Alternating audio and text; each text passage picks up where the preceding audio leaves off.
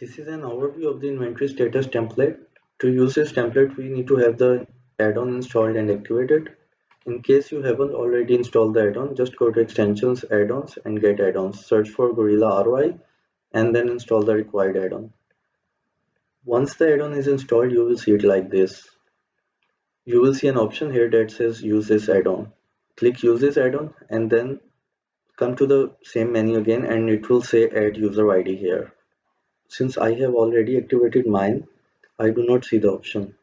Let me show you how the add user ID box appears.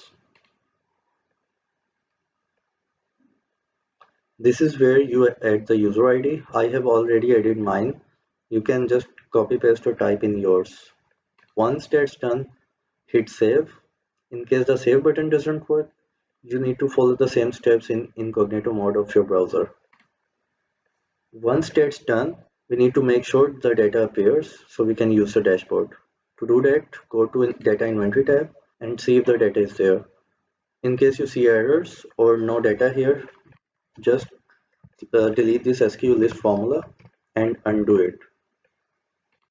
Do the same for the Data Sales tab. This will trigger a refresh across the whole sheet. Delete and then undo it or Control Z. The calculation and the inputs tab, these are backend tabs as well. So all these tabs are backend tabs and we do not really need to change anything in these tabs. Let's see if the data has appeared. Okay, so the data is now working. The data sales, yes, it's working as well. Now let's go to the dashboard and try an SKU. So this is how you select the SKU, and then this is where you see all the SKU information. Here you see the chart for the trend of past 6 months, the inventory details, and the sales details here.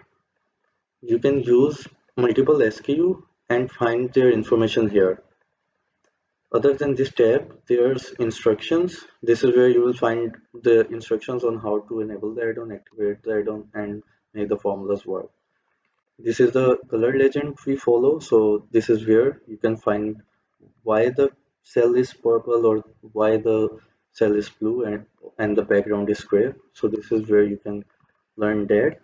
In the glossary tab, we have all these functions, the custom functions that we offer. Let's say you want to find out more about the buy box price function. Just go here, click this, and it will take you to the relevant web page.